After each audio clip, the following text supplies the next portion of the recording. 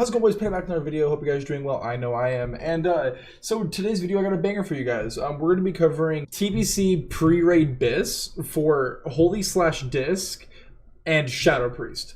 Pre-raid BIS, basically. I could make a separate video basically on, like, you know, pre-raid BIS for Shadow and then yada yada, but I think I'm going to try to get this video, I'm going to try to make it at least 15 minutes. I hate making like 20-minute videos and anything longer than 15. If I can cover everything for Shadow pre-raid BIS, because Shadow pre-raid BIS is pretty simple. In healing pre-raid BIS, all in one video, I think that'll be very, you know, for the people that want to DPS, for the people that want to heal, you know, it'll be in one big, like, compact video and all laid out for you guys. I think it's going to be very, very informative and very, I'm gonna try to keep it as short as I can. Please don't get mad at me for flying through this. I'm gonna try to go over this quickly and as precisely as I can, so you guys are aware of all the gear that you need if you want to go Shadow or if you want to heal as a priest in classic TBC.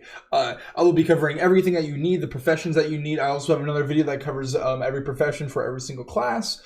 Make sure you guys go check that out so you know you're informed, and when the time comes for classic TBC, you guys are prepared. And before I start the video off, I just want to say I hope you guys are doing well during these crazy ass times. I say it in every video. Make sure you click the link down below, subscribe, join the Discord, become a painted today. I also want to say a new reminder. I have been streaming on YouTube as well now, as well as Twitch with Restream. So you know, make sure you subscribe so you guys don't miss the streams. It's super fun. We push rating, do arena, and we talk and have a good time, listen to some music. So let's get right into the video on pre-raid BIS for Shadow and healing. So before we get into pre-raid BIS, let's just cover the talents real quick. Let's just get that out of the way.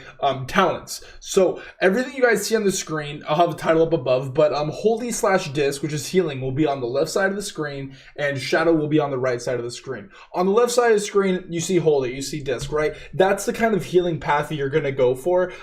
There are multiple variations of Holy/Disc you can go, whether you're doing you know, raiding content or you're just doing heroics.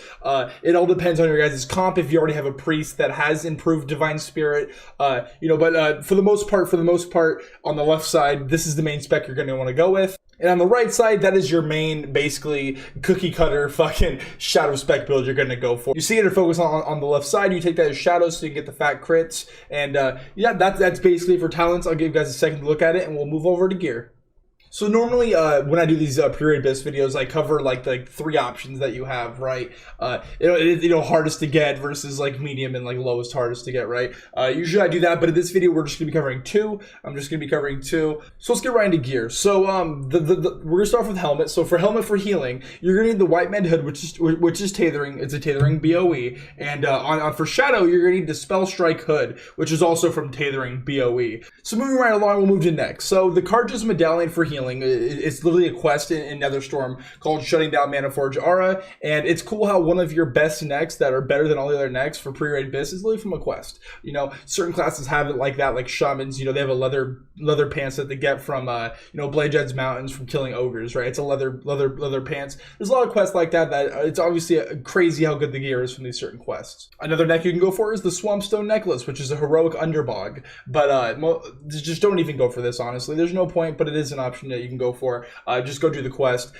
So swapping over to Shadow, the Pendant of Dominance. This is a PvP item. PvP items are actually pretty good until you get your foot in the door and you actually get something, you know, Karazhan gear or whatever it may be, right? The Pendant of Dominance is 15,300 honor with 10 either storm marks, but also you can, you know, if you want to go for something different, you can go for the Hydra Fang necklace, which is heroic underbog as well, from the same fucking dungeon as the healing one. So it's crazy how a lot of these gears share similar locations. Moving right along, we'll go into shoulders. So for the shoulders, you're gonna want to get the Primal Moonclaw shoulders. It's a tethering bind-on pickup, right? Like I said in the beginning, most of these you know, items are for healing and are for Shadow. You're gonna want to go tethering. All, you know, a lot of this gear, it's set bonuses help, and you know, you're gonna have to farm the mads, but you're not gonna have to go kill a boss 30 times to try to go, you know, get the fucking helmet, right? So on to shoulders, like I said, you're gonna want the Primal Mooncloth shoulders, and then moving over to Shadow, you're gonna want the Frozen Shadow Weave shoulders, which is also tethering. Both of these are really good, right? One's for Shadow, one's for healing, but the same idea. They all come from tethering, which is tethering. I really encourage each one of you guys to go.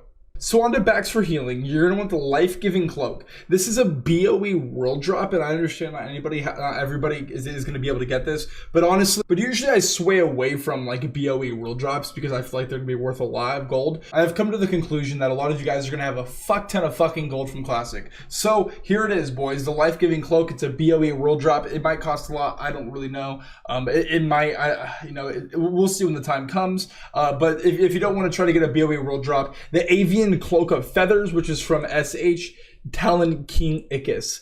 Also another good choice, and you don't gotta farm a fucking world drop, and you don't gotta spend the gold, right? You just gotta spend the time. Moving over to Shadow, the Illidari Cloak, which is a Chieftain Engineer from in Netherstorm, which is a rare, right? You know, it's still rare, you know, for Shadow. It's basically a BOE world drop, right?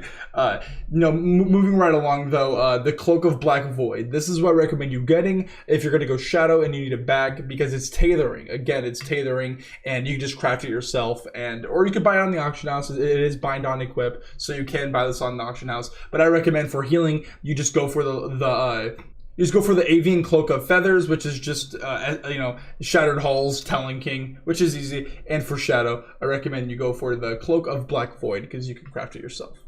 And we are speeding along, boys, because next is chest. We have the Primal Mooncloth Robe, which is also tailoring BOP. You're going to see that a lot. And we're moving right over to Shadow, right? You need the Frozen Shadowweed Robe, which is tailoring BOP. So for the chest, just go for the Primal Mooncloth Robes, and go for Shadow, just go for the Frozen Shadowweed set, right? Easy, you can craft it. It's going to take you time to craft all of these, obviously, a lot of grinding, but that's what TBC is. You know, it's not like Classic, right? Welcome to the fucking gulag, boys, where you're going to be farming experience, you're going to be farming rep. Once you're done farming experience, you're going to be farming rep until you fucking collapse. And, you know, you're going to be doing heroics every fucking chance you get. Moving right along the wrists. So, the Bands of the Benevolent from Heroic SH, Talon King Icus. You're already there, right? Now you get to do it again and farm the heroic version of it. You're going to be doing heroics, anyways. But if you don't want to do the heroics, you can go ahead and grind to Exalted and get the Binding of the Time Walker from Keepers of Time. These are good bracers, but it's either you're going to farm to Exalted or you're going to spam heroics once a week, right? Moving over to Shadow, you have the Elementalist Bracelets, which is it's a BOE world drop. Again, I know each and every one of you guys will have a lot of money, but this video is also for people that are new to TBC and don't have the money. So another option that you guys can go for, Bracers of Havoc, which is, lucky for you, tailoring BOE. Yeah, so if I were you and you're going Shadow, I would get the Bracers of Havoc, because you can craft them yourself, right? But if you're a healer, sadly, you can't take that route. You can either go and do Heroic SH and to get the Bands of the Benevolent, or you can go get Keepers of Time Exalted Rep and get the Bindings of the Time Walker. So for weapons, this is going to be the most expensive item that you craft. This is where we're getting to the interesting shit, right? For a little bit. We'll get on to trinkets and shit later. But for weapons, this is what I believe that each and every one of you guys should go if you're going for healing and Shadow. So we'll start off with healing. Hand of Eternity. It is BOE blacksmithing. So this is a very, very, very good weapon. The only problem is it is going to be very expensive. Sadly, Shadow will go down the same path with the Eternium Rune Blade, which is also blacksmithing BOE. It is very expensive, but again, boys, you know, you get what you pay for, right? If you're going to use a green fucking dagger in raid, you're not going to perform as good, right?